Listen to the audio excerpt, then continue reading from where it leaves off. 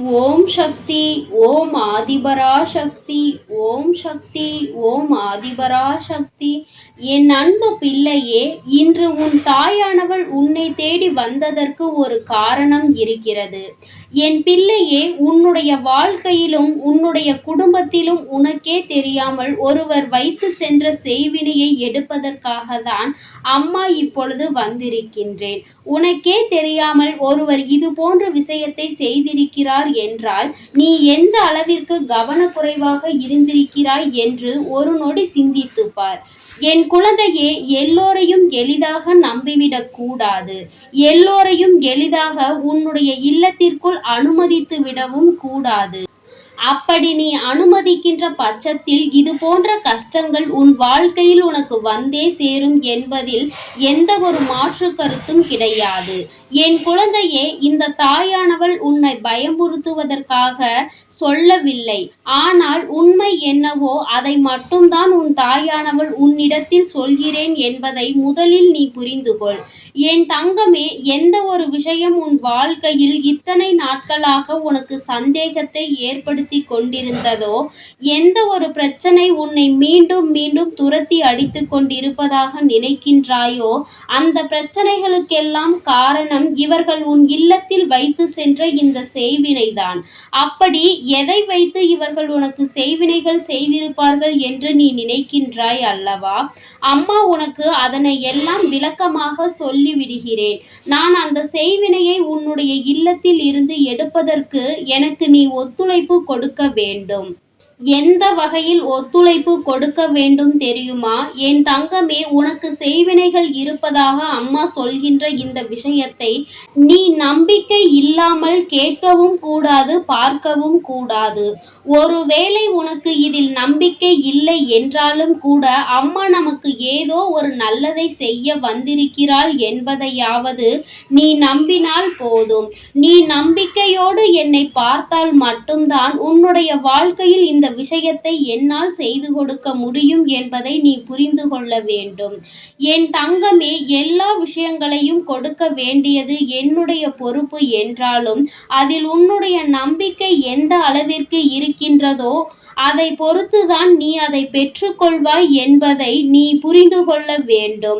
அதை பொறுத்துதான் நானும் உனக்கு அதை கொடுக்கலாமா அல்லது வேண்டாமா என்பதை நானும் முடிவு செய்வேன் என்பதையும் நீ உணர்ந்து கொள்ள வேண்டும்.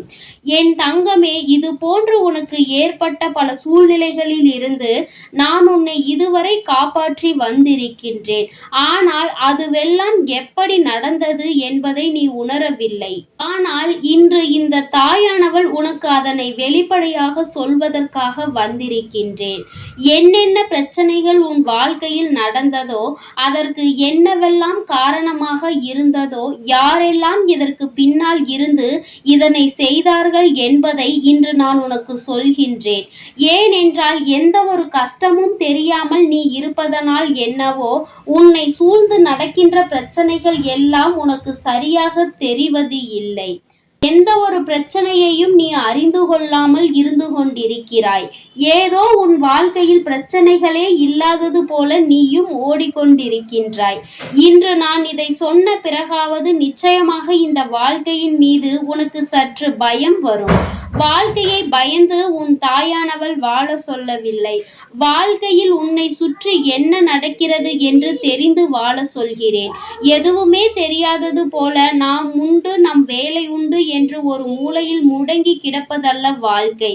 என் தங்கமே, உன்னை சுற்றி நடக்கின்ற சூழ்ச்சிகளையும் ஓரளவிற்கு தெரிந்து வைத்துக் கொள்ள வேண்டும்.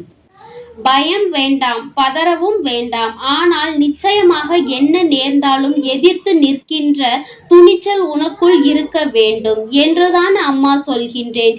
யார் வேண்டுமானாலும் ஏறி மிதித்துவிட்டு போகட்டும், நான் அமைதியாக அங்கே படுத்து கிடப்பேன் என்று சொல்வது நியாயமற்றதல்லவா?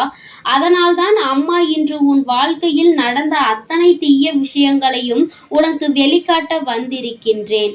எப்படி உனக்கு உன்னுடைய குடும்பத்திற்கு செய்வினைகள் செய்ய நினைத்தார்கள், அவர்கள் பயன்படுத்திய ஆயுதம் என்ன தெரியுமா? உன்னுடைய குடும்பத்தில் இருக்கின்ற ஒரு உறவை அதற்கு அவர்கள் பயன்படுத்தி இருக்கின்றார்கள். ஒருவருக்கு செய்வினை என்பது இன்னொருவரை வைத்து மாய மந்திரங்கள் செய்துதான் ஏவிவிட வேண்டும் என்ற அவசியம் கிடையாது. ஒரு குடும்பம் ஒற்றுமையாக இருக்கும் பொழுது அந்த குடும்பத்தில் இருக்கின்ற ஒருவரினுடைய மனநிலையை கெடுப்பதும் ஒரு வகையில் உன்னுடைய குடும்பத்திற்கு செய்வினை வைப்பதுதான். அப்படிதான் இங்கே ஒருவர் வைத்திருக்கிறார். அவரினுடைய எண்ணம் உன் குடும்பத்தின் ஒற்றுமையை சீர்குலைப்பது. ஒருவருக்கொருவர் மனம் விட்டு சிரிக்க கூடாது. ஒருவருக்கொருவர் எந்நாளும் சண்டையிட்டு கொண்டே இருக்க வேண்டும். அருகில் இருப்பவர்கள் எல்லாம் அதை பார்த்து சிரிக்க வேண்டும். நல்லபடியாக இருந்த ஒரு உறவுக்குள் இவர் புகுந்து இப்பொழுது அந்த உறவுக்கு உனக்கும் தொடர்பே இல்லாத அளவிற்கு ஒரு மாற்றத்தை கொடுத்து விட்டார். அது மட்டும் அல்லாமல் உன் குடும்பத்தில் இருக்கின்ற ஒரு உடன் பிறந்த உறவினுடைய மனநிலையில் மாற்றங்களை கொண்டு வந்து இல்லத்தில் நடக்கின்ற ரகசியங்களை எல்லாம் தெரிந்து கொண்டு இங்கே நடக்கின்ற விஷயங்களை வெளியில் சொல்லி சிரித்து கொண்டிருக்கின்றார்கள். இப்படி அவர் செய்ததால் குடும்பத்தை பற்றி மற்றவர்களின் மனதில் நல்ல எண்ணங்கள் இல்லாமல் போய்விட்டது. எல்லோருமே உன்னை பார்த்தால் சிரிக்க தொடங்கி விட்டார்கள். என் தங்கமே, இப்படி உன்னுடைய குடும்பத்தை மற்றவர்கள் முன்னிலையில் கேவலப்படுத்தி பார்ப்பதே தன்னுடைய ஒரே நோக்கம் என்று சுற்றி திரிகின்ற அவர்தான் இன்று இத்தனை பிரச்சனைகளுக்கும் காரணமாக இருக்கின்றார். அதனால்தான் அன்றைக்கும் இன்றைக்கும் நான் என்றும் உன்னிடத்தில் சொல்வது, குடும்பத்தில் ஒற்றுமை என்பது இருக்க வேண்டும். அடுத்தவர்களின் பேச்சை கேட்டு வீட்டில் இருக்கின்ற விஷயங்களை மற்றவர்கள் இடத்தில் கொண்டு ஒருபொழுதும் சேர்க்க கூடாது. யார் என்ன சொன்னாலும் அதை செய்துவிடலாம் என்ற எண்ணம் யாருக்கும் இருக்கக்கூடாது. முதலில் தன்னுடைய குடும்பத்தின் மீது அதிக அன்பு இருக்க வேண்டும். எப்பேற்பட்ட சூழ்நிலையிலும் யார் உன்னிடத்தில் என்ன கேட்டாலும் உன் குடும்ப விஷயத்தை பற்றி வெளியில் சொல்லாமல் இருக்க வேண்டும் என்பதை முதலில் எல்லோரும் உணர்ந்து கொள்ள வேண்டும். என் தங்கமே, இப்படி இந்த வாழ்க்கையில் நீ கடந்து வந்த ஒவ்வொரு விஷயங்களையும் நீ சிந்தித்து பார்த்தால் உன்னால் அதனை புரிந்து கொள்ள முடியும். எதற்காக நமக்கு இத்தனை பிரச்சனைகள் எல்லாம் வாழ்க்கையில் வந்தது என்று. ஆறுதல் தருவது போல நடித்து அவர்கள் உன்னுடைய அந்த உடன் பிறந்த உறவின் வாயிலிருந்து அனைத்து நல்ல விஷயங்களையும் பெற்றுக்கொள்கின்றார்கள். இது உன்னுடைய உடன் பிறந்த உறவிற்கே தெரிய வேண்டிய கட்டாயம் இப்பொழுது வந்துவிட்டது. இந்த தாயானவள் அதை இன்றோடு உன் வாழ்க்கையில் இருந்து முடித்து வைக்கத்தான் போகின்றேன்.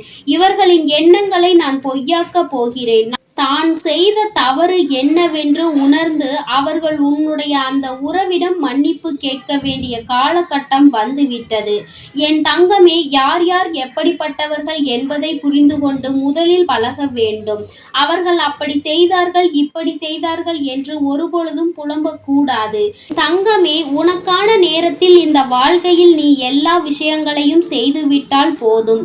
என்றென்றைக்கும் இன்னொருவரால் உன்னுடைய குடும்பத்திற்குள் நுழைந்துவிட முடியாது. நான் உன்னுடைய உடன் பிறந்த அந்த உறவின் மனதில் இருக்கின்ற எண்ணங்களை மாற்றி கொடுக்கிறேன். குடும்பத்தின் மீது அன்பினை வர வைக்கிறேன். என் பிள்ளையே, நீ என்ன செய்ய வேண்டும் தெரியுமா? எந்த சூழ்நிலையிலும் உன்னோடு பிறந்த உறவுகளை மற்றவர்களிடத்தில் விட்டு கொடுக்க கூடாது.